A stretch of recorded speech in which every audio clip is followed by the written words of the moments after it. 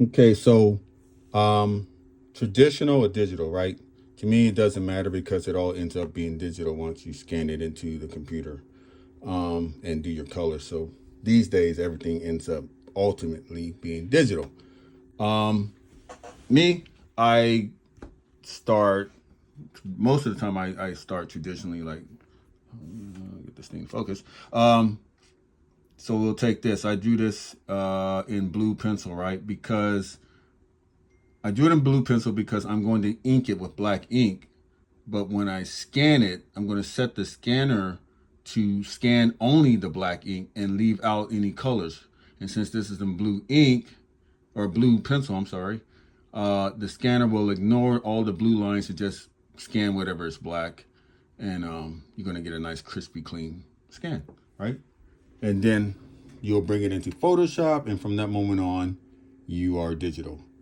This particular image was drawn in as a digital image. It was originally digital and it still is digital, and that's where it lives. Now, what the two formats share is their resolution settings. Whether I'm scanning the traditional image or I'm starting digitally, you want to start your work format off at 300 DPI. That's the resolution setting. 300 DPI, or between 3 and 600 DPI if you're going to scan, but I suggest you work at 300 DPI once you're ready to go. And the reason for that is you want to get a nice crispy print like this. Here's a Transformers comic. This is professionally printed offset print, right?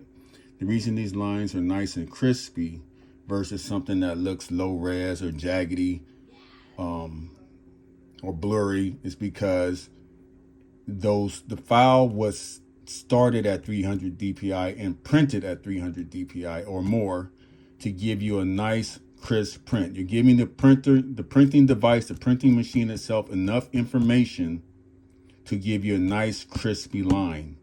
If you go below 300 DPI or below 200 DPI, chances are it's not going to look that nice and crisp like your original does. Okay, so you're gonna notice that it has a blurry or jaggedness to it. Okay.